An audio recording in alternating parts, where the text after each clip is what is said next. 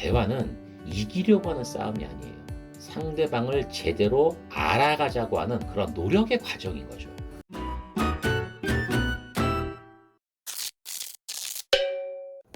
안녕하세요. 다정환입니다. 오늘 이야기할 책은 어른의 문답법입니다. 2021년 9월에 출간됐고요.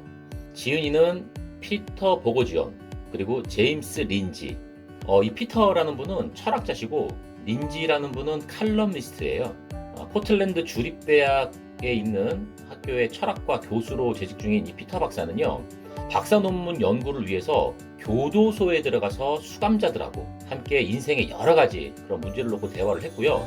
그때 개발했었던 기법을 굉장히 어려운 분들하고 이야기를 많이 했어요. 그러니까 종교적인 강경주의자나 광신자들, 온갖 극단주의자들과 함께 많은 시간, 책에는 수천 시간 이상에 걸쳐서 이야기를 하면서 그 기법을 발전시켰대요. 또 지은 책으로는 신앙 없는 세상은 가능하다라는 책이 있답니다. 제목부터가 아주 살벌하네요. 거참 이 말이 안 통하는 사람이구만. 야, 내가 그렇다면 그런 줄 알아 좀. 어디서 말 됐구야? 저거 뭘 한다고 나서니 저거 지금. 이렇게 자신과 생각이 전혀 다른 사람하고 싸우지 않고 예의 있게 대화를 할 수 있나요? 토론 문화가 부재한 우리 사회, 그리고 논쟁을 할 줄 모르는 사람들에게 정말 가장 필요한 그런 책입니다. 이 대한민국은요, OECD 국가 중에서 갈등 지수가 3위예요. 탑3 안에 들었죠? 대단한 나라입니다.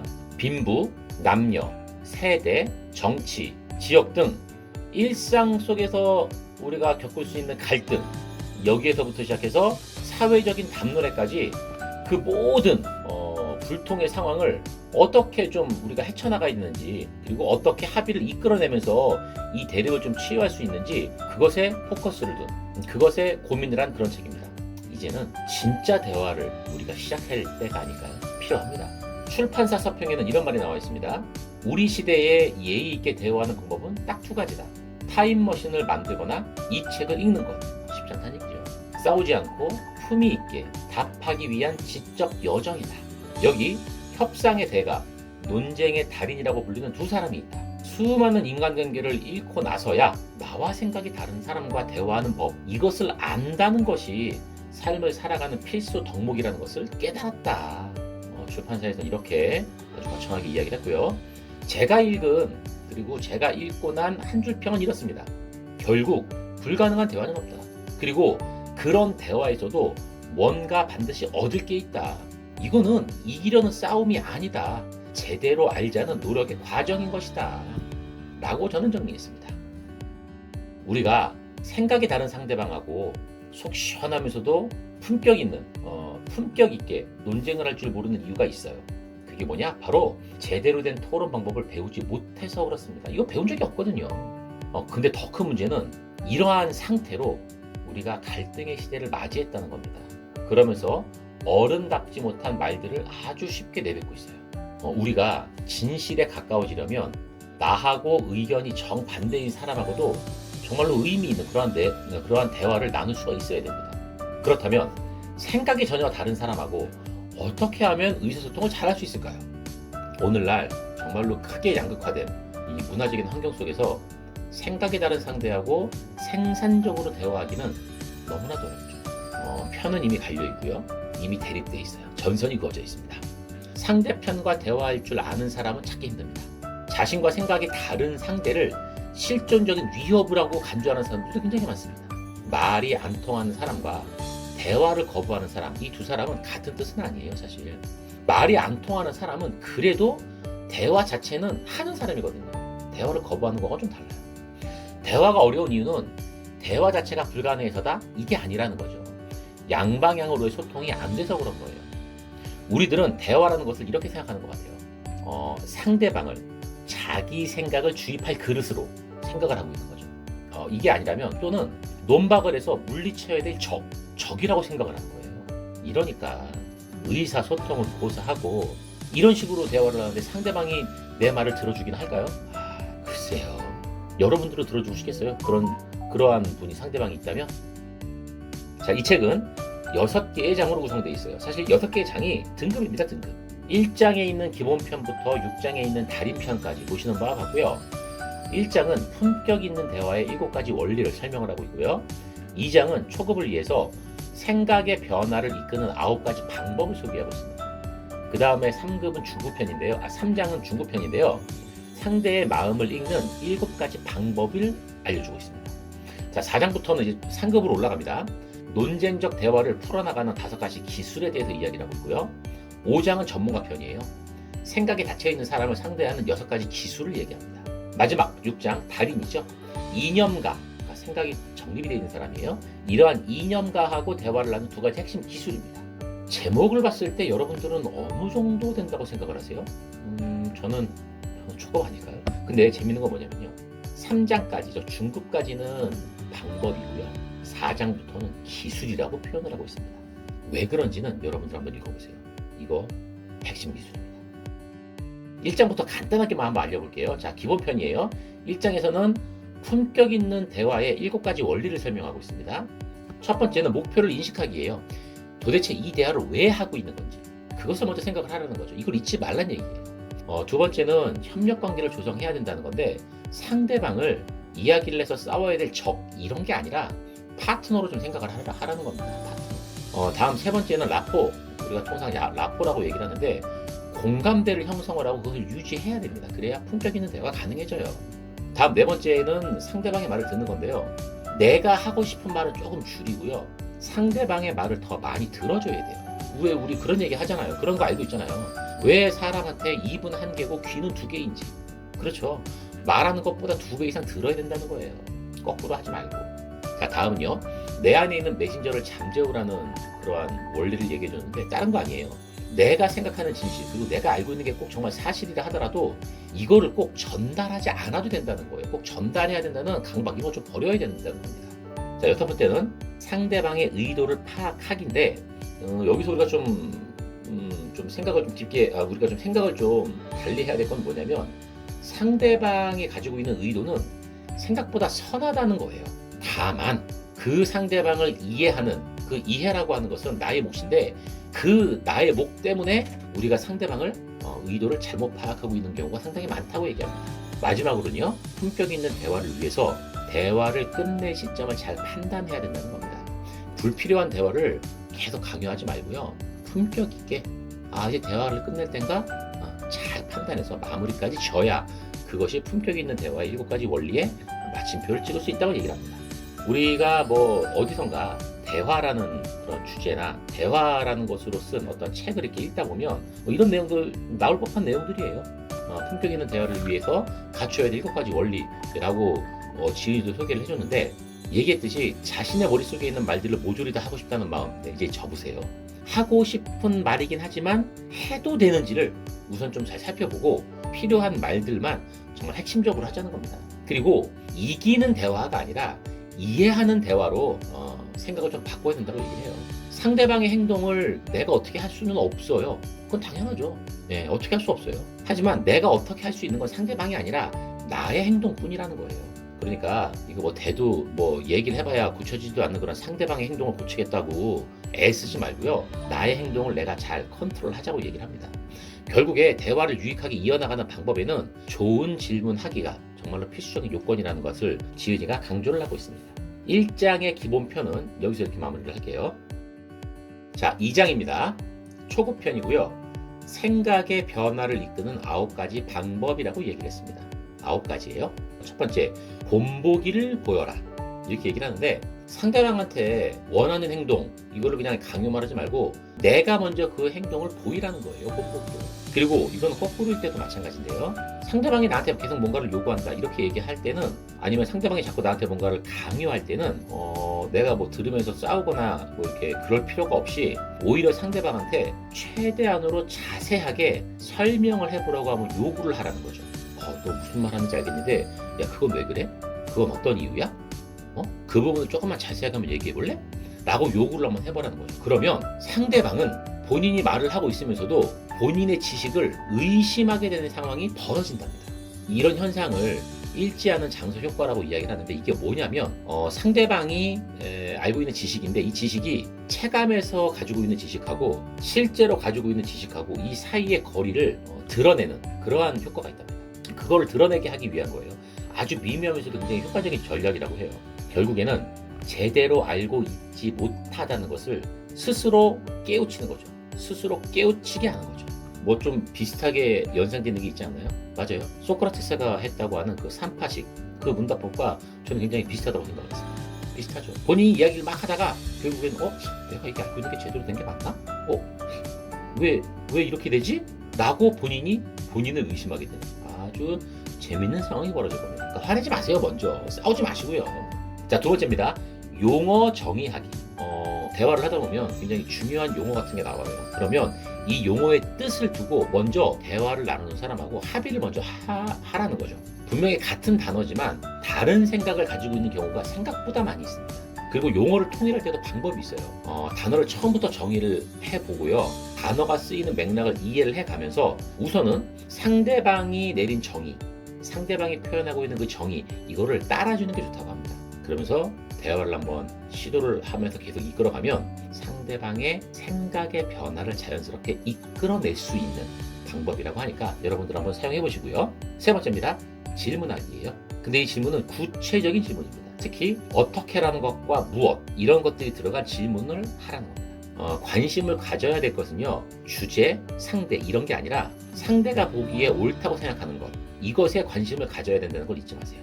네. 싸우는 것도 상대방과 싸우거나 그런 뭐 주제로 싸우는 게 아니라 상대방이 생각하는 것, 상대방이 옳다고 생각하는 그것에 관심을 가져야지. 그래야 감정이 안 상해요. 이거 우리가 질문을 한다 하더라도 인신 공격 같은 거 하거든요. 우리가 습관적으로. 네, 질문도 구체적으로 어떻게 무엇이 들어간 상대방이 생각하는 옳다고 생각하는 그 생각에 관심을 가지고 질문을 해라. 네, 꼭 유념하시고요.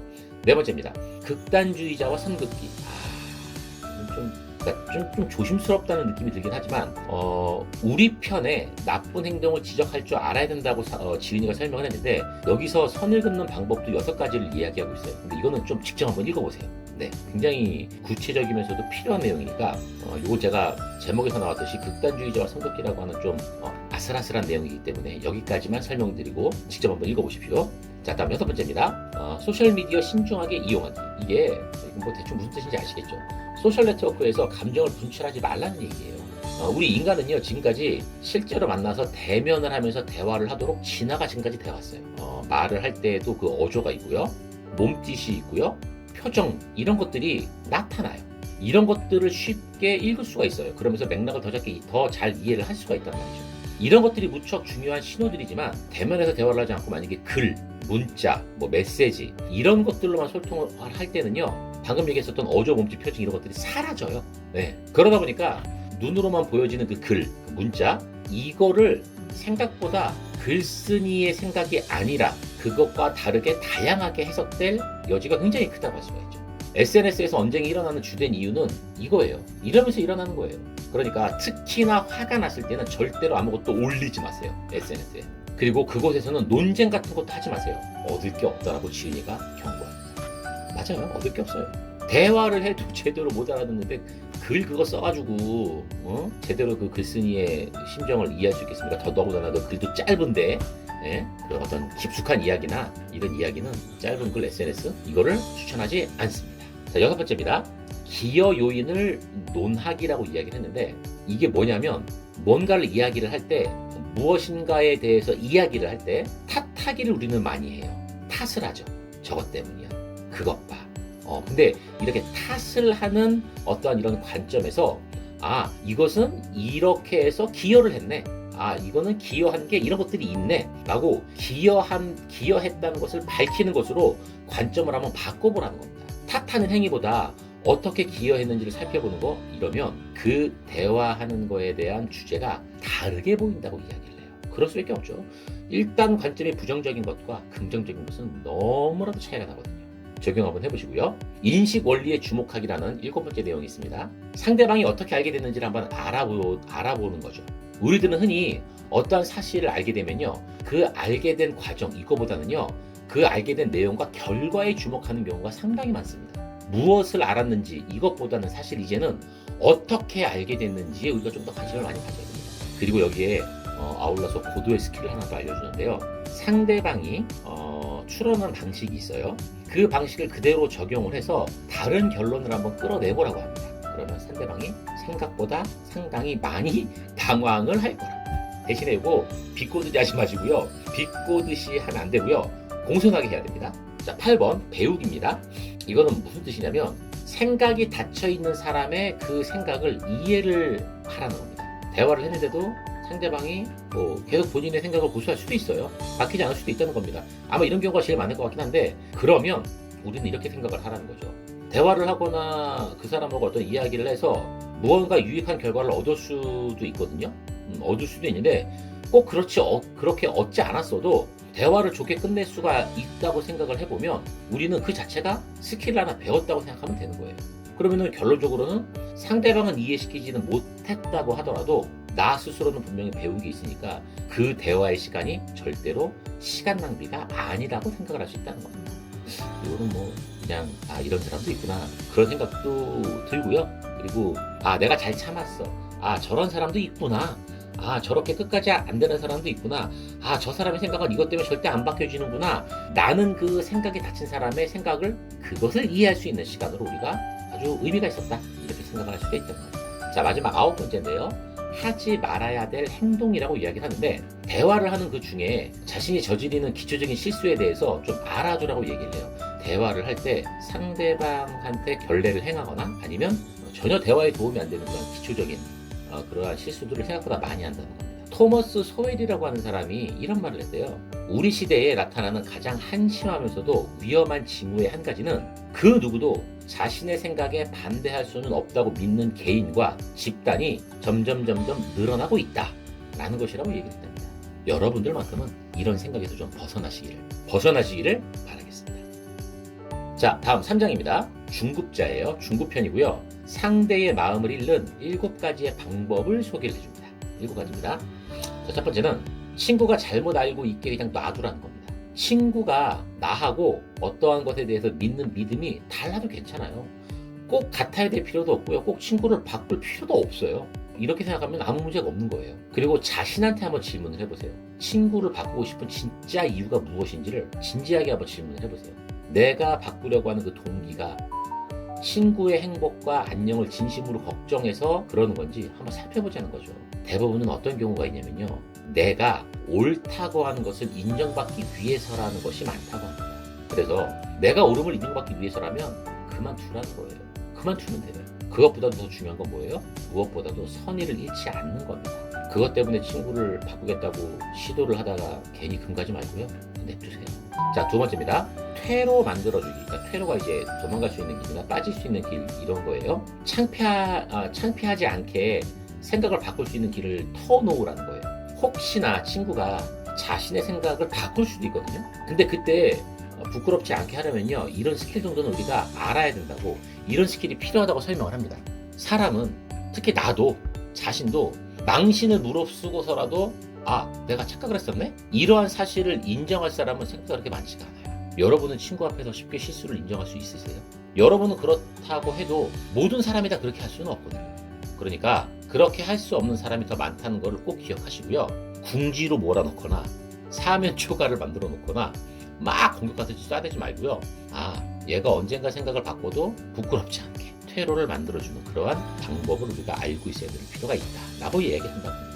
자, 3번째는요. 표현 익히기라고 얘기를 했는데 2인칭의 어떤 화법보다는 3인칭을 쓰는 것을 좀 이야기를 하고 있고요. 그리고 협력적인 표현을 좀 많이 쓰는 것을 익혀야 된다고 얘기를 합니다.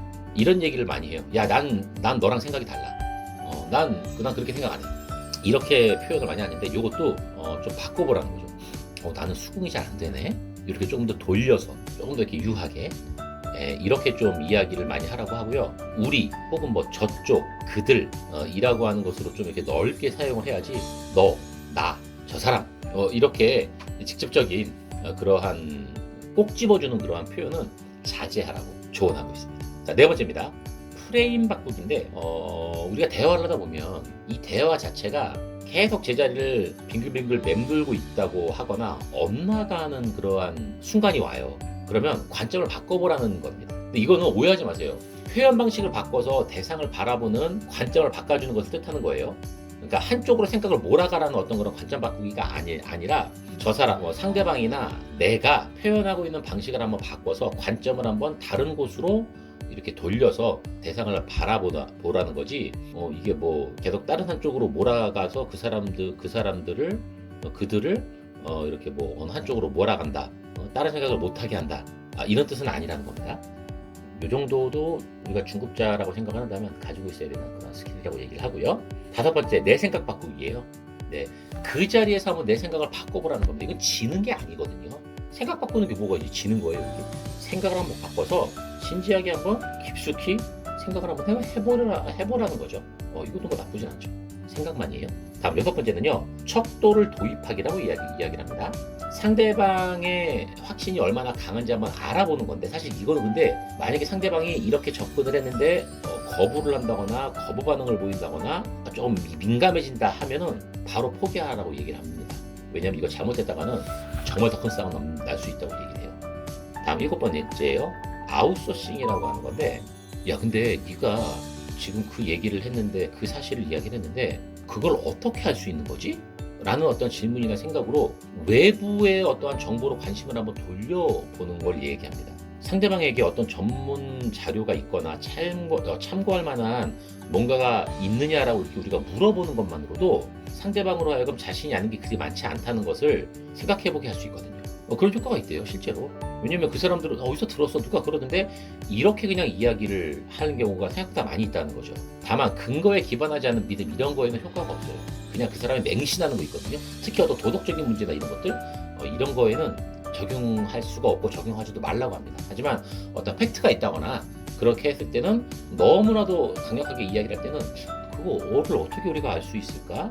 너 그거 어디서 알았어? 이것보다는 야, 그거를 우리가 확인할 수 있는 방법이 뭐가 있을까? 어디 가면 그걸 확인해 볼 수 있을까라고 한번 질문을 던지는 것만으로도 상대방의 마음을 읽을 수도 있고 한 걸음 나아갈 수 있는 그런 대화를 할 수 있는 방법이라고 이야기를 합니다. 자, 이제 4장인데요. 이제부터는 상급자로 올라갑니다. 논쟁적인 대화를 풀어나가는 5가지 기술입니다. 사실 지은이도 여기서부터는 어려워진다고 얘기했어요. 쉽지 않대요, 이거. 그리고 기술이잖아요. 그 이유가 뭐냐면 대화의 어떤 습관을 바꾸고 동시에 감정까지도 다스려야 되기 때문에 어렵다고 합니다. 자, 1번은 레퍼포드 규칙 지키기라고 얘기하는데, 이게 뭐냐면 상대방의 말을 재정리를 하고 동의하는 점을 한번 분명하게 좀 밝혀보고 배운 점을 언급한 다음에 그 다음에 하나하나씩 반박을 하는 걸 이야기합니다. 근거를 바탕으로 믿음을 형성하지 않을 때가 많다고 합니다. 우리는 실제로. 그러니까 내가 뭔가를 강력하게 믿고 있다고 한다면 그 믿고 맞다고 생각하는 그것에 대해서 생각보다는 근거가 없는 경우가 많다는 거예요.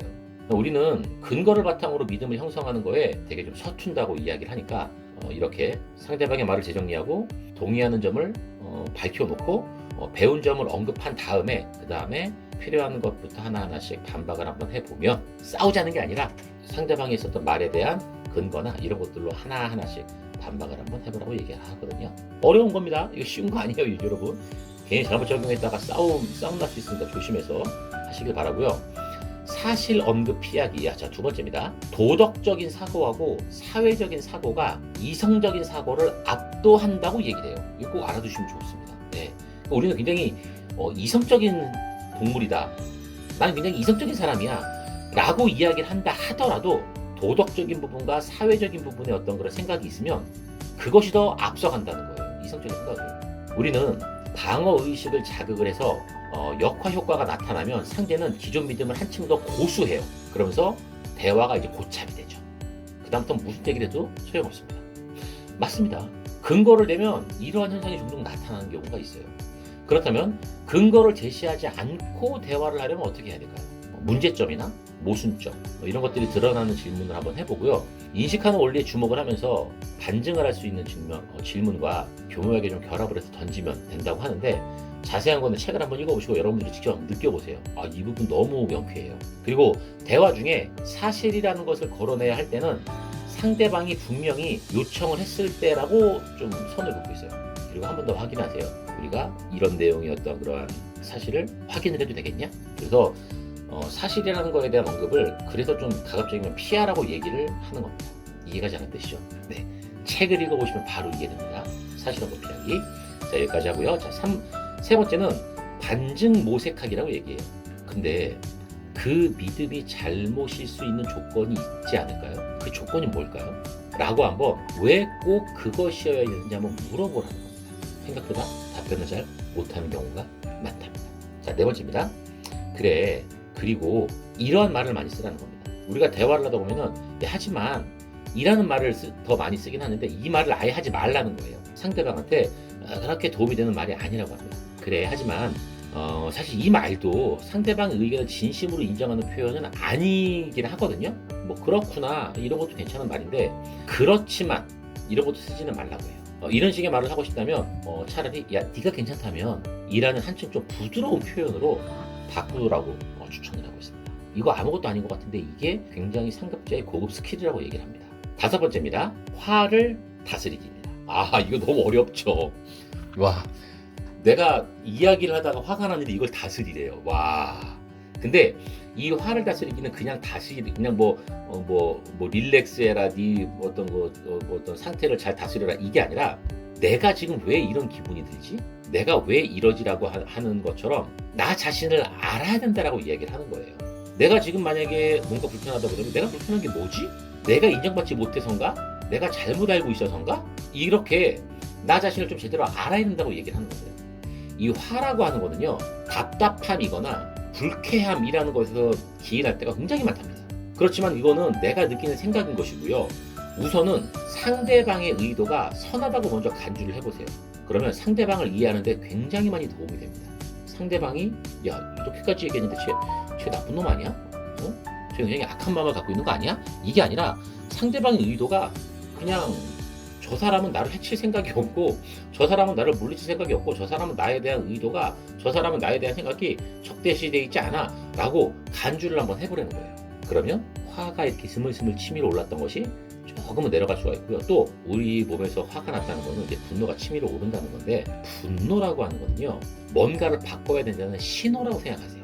우리가 통제할 수 있는 사람은 바로 나 자신밖에 없어요. 제가 앞에서도 얘기했지만 상대방의 행동과 생각은 내가 어떻게 할 수 있는 게 아니에요. 상대방은 내가 통제할 수 없어요.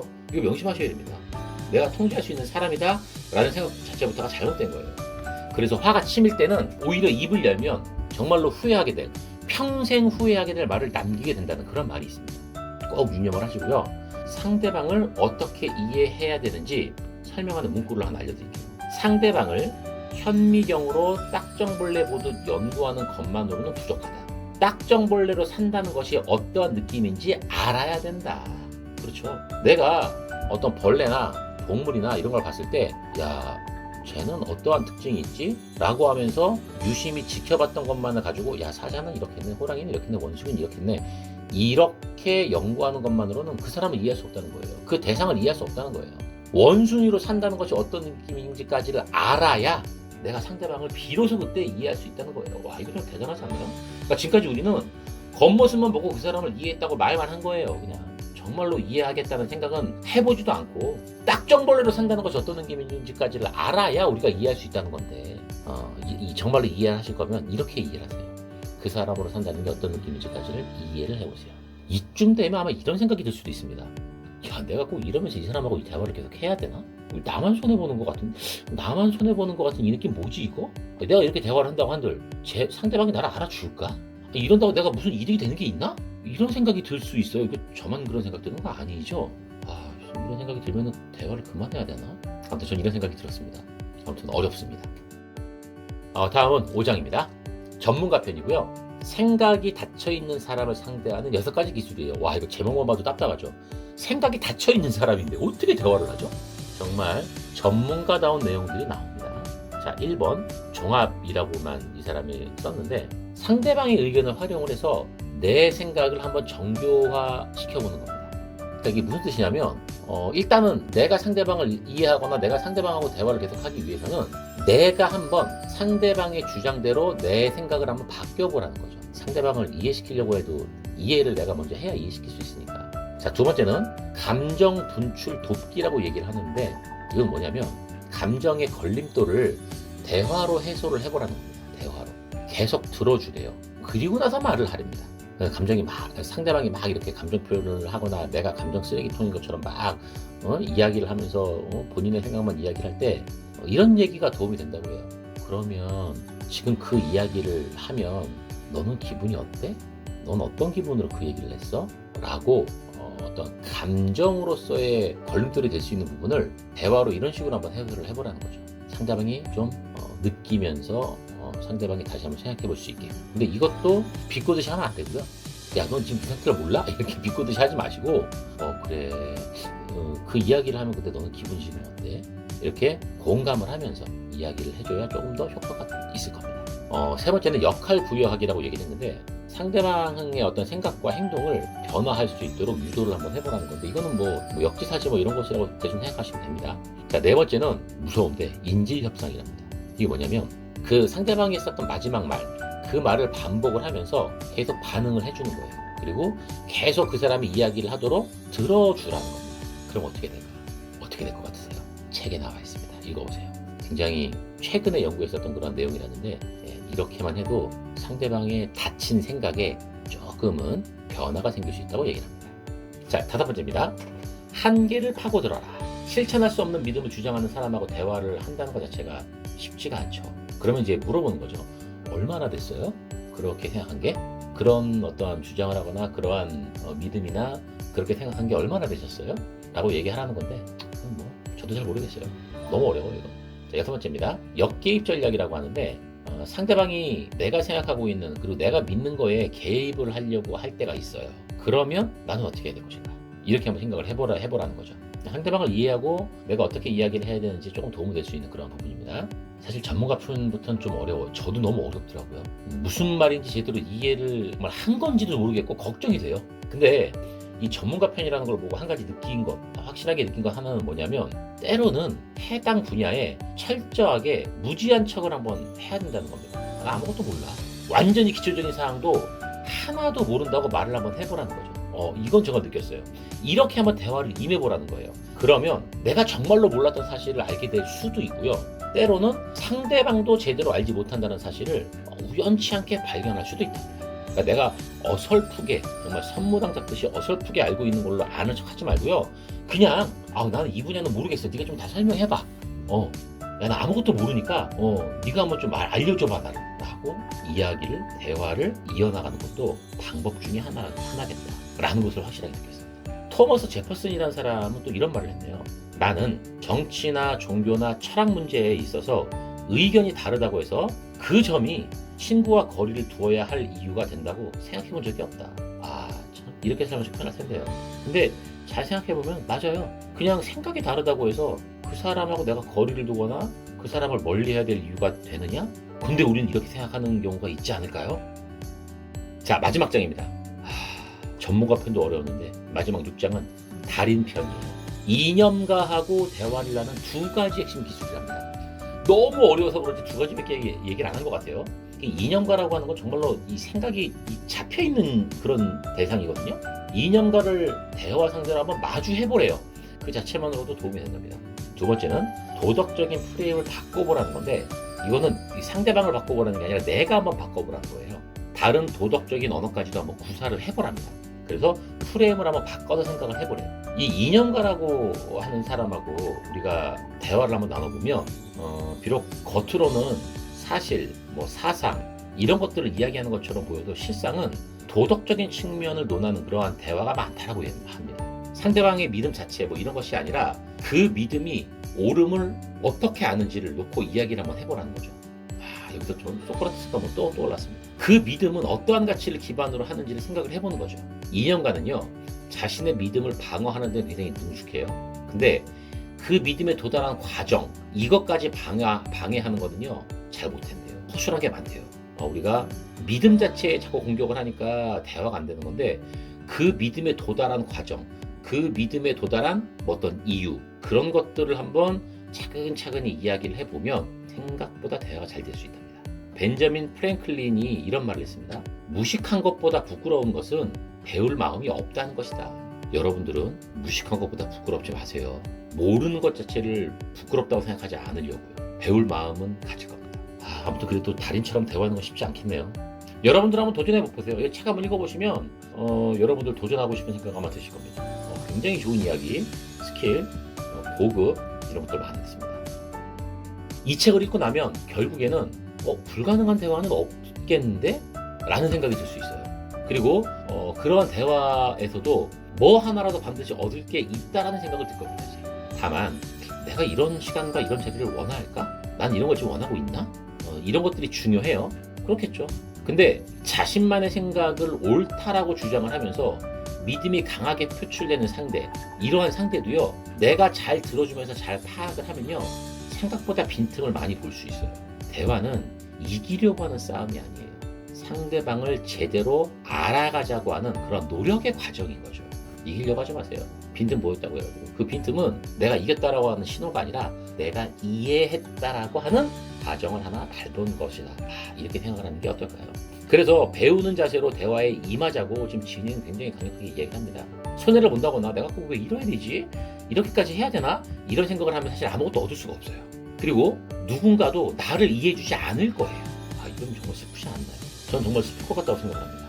대화하는 습관을 바꾸고 감정도 다스리는 훈련을 한번 해보면서 그런 훈련과 연습을 통해서 제대로 된 대화를 하시는 그러한 여러분이 전 됐으면 하는 바람에 이 책에 대해서 여러분들께 소개를 했습니다. 이 책은 여기까지 할게요. 여러분들의 다양한 생각과 의견을 댓글로 남겨주시고요. 좋아요와 구독도 부탁드리겠습니다. 자, 지금까지 다정한이었습니다. 감사합니다.